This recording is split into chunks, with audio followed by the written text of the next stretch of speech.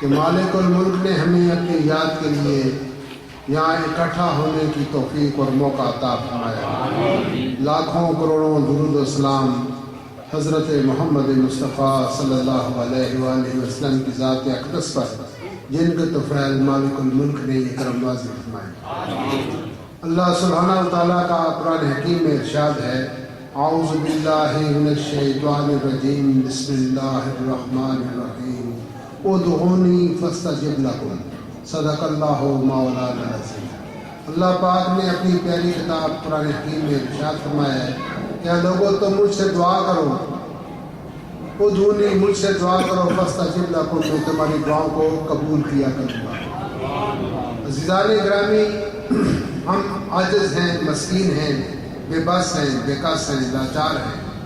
دنیا کو بڑا غرور ہوتا ہے، بڑا فخر ہوتا ہے، کوئی کسی کا ایم پی ہے، ایم ایل اے ہے، کسی کا کوئی آئی جی، کمشنر، بڑے عہدیدار آدمی اس کا کوئی واقف ہوتا ہے۔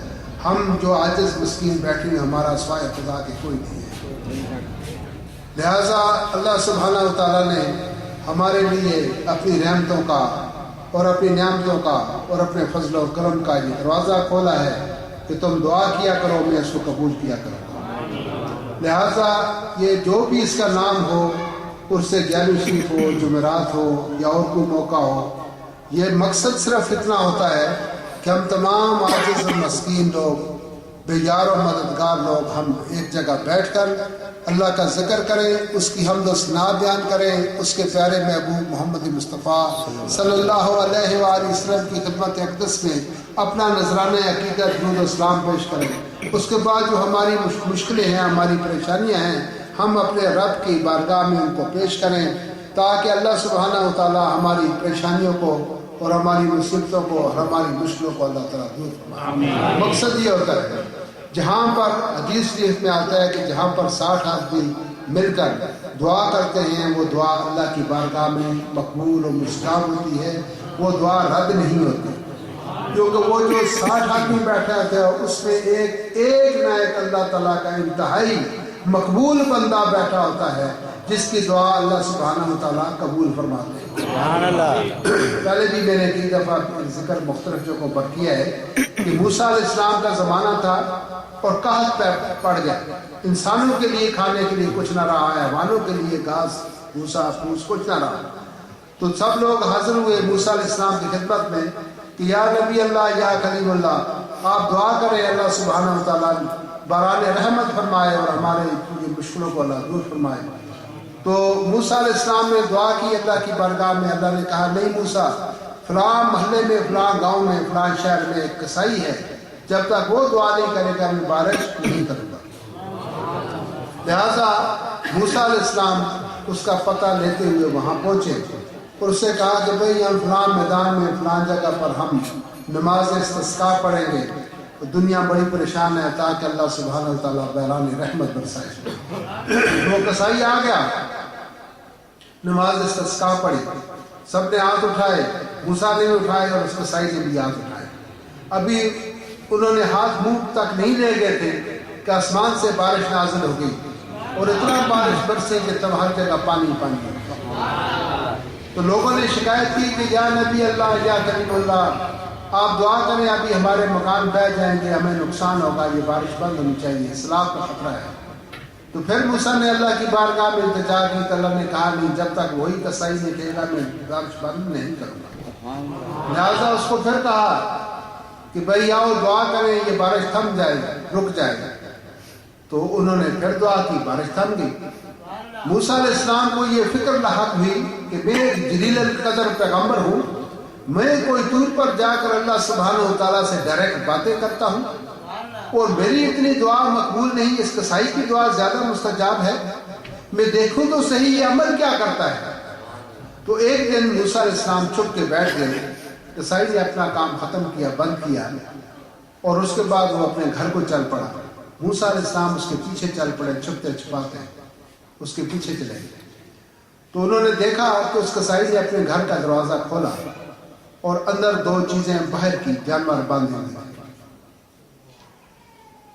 اور انہوں نے اس کو نہلایا دھلایا تولیے سے صاف کیا, خوشبو وغیرہ لگائی, پھر ان کے سامنے اس نے کھانا رکھا, بالٹی گوشت رکھا, انہوں نے کھایا.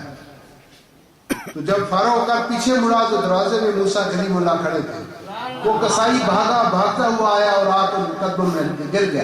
اس نے کہا یا رسول اللہ, یا کلیم اللہ, یا موسیٰ علیہ السلام, یہ کوئی باہر کی چیزیں نہیں ہیں, یہ ایک میری ماں ہے, ایک میرا باپ ہے.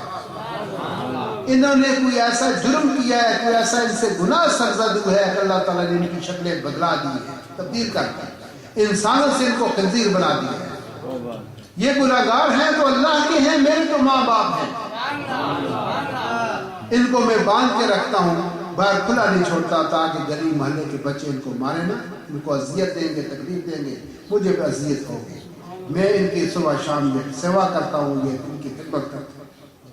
آسمان سے آواز آئی, موسیٰ اس کا یہی عمل ہمیں پسند ہے, اور اس عمل کی وجہ سے ہماری بارگاہ میں یہ مقبول اور مستجاب ہے, اور ہمارے مقرب بندوں میں سے بھی شامل ہے. اس کا یہ عمل ہمیں پسند ہے. دوستوں کوئی پتہ نہیں, ایک آدمی کبھی بھی یہ بات آپ سب بچے یاد رکھیں, کبھی کسی کے ظاہر کو مت دیکھنا, کبھی کسی کے ظاہر کو مت دیکھنا, اس کا باطن, اس کا تعلق اپنے رب کے ساتھ ہے. ہم کہتے ہیں اس کی داڑھی نہیں ہے, اس کے کپڑے میلے ہیں, یہ نماز نہیں پڑھتا. آپ دیکھتے ہیں کسی انسان کو, وہ سارے عیب شری کرتا ہے, آپ سمجھتے ہیں یار اس اتنا بندہ یہ گناہگار ہے, پتہ نہیں اس کی بخشش بھی ہوگی یا نہیں, اس کی پتہ نہیں جہنم بھی جگہ ہوگی یا نہیں, یہ تو ایسا انسان ہے. لیکن جب آپ جائیں گے جنت میں تو آپ سے پہلے وہاں وہ گھوم رہا ہوگا, آپ حیران رہ جائیں گے بھئی اس کا تو کوئی عمل ہی نہیں تھا, اس کا تو کوئی ایسا کام ہی نہیں تھا جس کو سراہا جائے, جس کی تعریف کی جائے. یہ تو گنہگار انسان تھا, یہ جنت میں کیا کر رہا ہے, یہ مجھ سے پہلے یہاں موجود ہے. تو میرے دوستوں, میرے بچوں, اللہ سبحانہ و تعالیٰ کے توبہ کے دروازے کھلے ہیں. سبحان اللہ. وہ تواب الرحیم ہے, وہ غفور رحیم ہے. کسی وقت بھی کسی انسان کے دل میں پچھتاوا آ سکتا ہے اور وہ توبہ استغفار کر سکتا ہے, اللہ تعالیٰ اس کی توبہ کو قبول کر سکتا ہے. اور اگر وہ 80 سال کا بوڑھا ہے, 100 سال کا ہے, تو اللہ سبحانہ و تعالیٰ اپنے محبوب رحمت اللہ عالمین کے صدقے میں اس کے سارے گناہوں کو معاف کر دیتا ہے, اس کو داخل جنت کر دیتا ہے.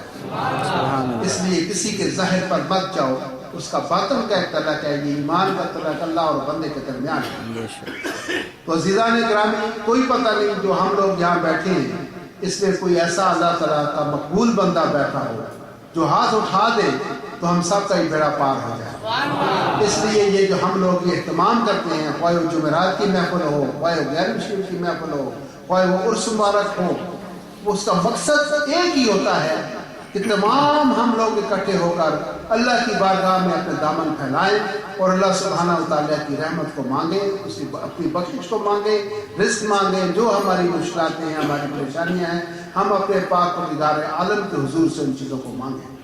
تو عزیزان گرامی, جہاں کہیں بھی ہو آپ ہوں, کہیں بھی ایسی دعا کی محفل ہو, اس میں شریک ہوا کریں. اور یہ جو ماہانہ محفل کی گزشتہ 60 سال ہمارے اس جگہ پر 60 سال ہو چکے ہیں, اور یہ محفل 60 سال سے جاری ہے. ساری ہر مہینے ہوتی ہے, آپ کو دعوت دی جاتی ہے, لنگر کا یہاں اہتمام کیا جاتا ہے, خادمین سارا بندوبست انتظام کرتے ہیں, اور اس کا مقصد صرف یہ ہے کہ یہاں پر بیٹھ کر آپ اللہ کا ذکر کریں. اور اس یہاں پر جو ذکر ہے اس کا لطف اور اس کا مزہ اور اس کی قبولیت ہی کچھ اور ہے, کیونکہ یہ ایک ولی اللہ کا دربار ہے, اور اللہ اپنے مرشد کے پاس بیٹھ کر جو ذکر اذکار کیا جاتا ہے, جو دعا کی جاتی ہے, وہ دعا اللہ سبحانہ و تعالیٰ فوراً سے پہلے اپنی بارگاہ میں. سبحان اللہ. اور یہ بھی یاد رکھیں کہ حج آپ کرتے ہیں جا کے بیت اللہ شریف, لیکن حج کی قبولیت آپ کے گھر پر ہوتی ہے, مدینہ منورہ میں یا مکہ مکرمہ میں نہیں ہوتی, کیونکہ اللہ تعالیٰ نیتوں کا مالک ہے. جس وقت آپ اللہ کے گھر کی نیت کر کے اپنے گھر سے قدم رکھتے ہیں باہر, راستے میں بھلے آپ کی موت بھی ہو جائے, لیکن حج کا ثواب آپ کے نام اعمال میں لکھ دیا جاتا ہے. کہ اللہ تعالیٰ آپ کی نیتوں کو انما الاعمال بالنیات, کیونکہ انسان کے اعمال کا دار و مدار اس کی نیت پر ہے. جب آپ گھر سے نکلتے ہیں کہ میں اللہ کے گھر کا طواف کرنے جا رہا ہوں, میں اس کے حبیب کے روزہ اقدس پر حاضری دینے جا رہا ہوں, تو جس وقت آپ گھر سے نکلتے ہیں اس وقت فرشتے آپ کے نام اعمال میں آپ کا حج کا ثواب کرتے ہیں. اسی طرح سے جب آپ اپنے گھر سے نکلتے ہیں یہاں پر اللہ کے ذکر کے لیے تو آپ کا ایک ایک قدم جو ہے وہ نیکی کے اندر لکھا جاتا ہے اور اللہ تعالیٰ آپ کو جزائے خیر عطا فرماتا ہے۔ تو ہمیشہ کوشش کیا کریں اپنے دوسرے دوست احباب کو بھی ساتھ لے کر آیا کریں اور اس محفل میں شریک ہوا کریں تاکہ یہاں اجتماعی طور پر دعا ہو اور سب کی اللہ تعالیٰ اپنے پریشانی کو دور کرے، اللہ سب پر راضی و رحمت فرمائے۔ اب ہم دعا کرتے ہیں۔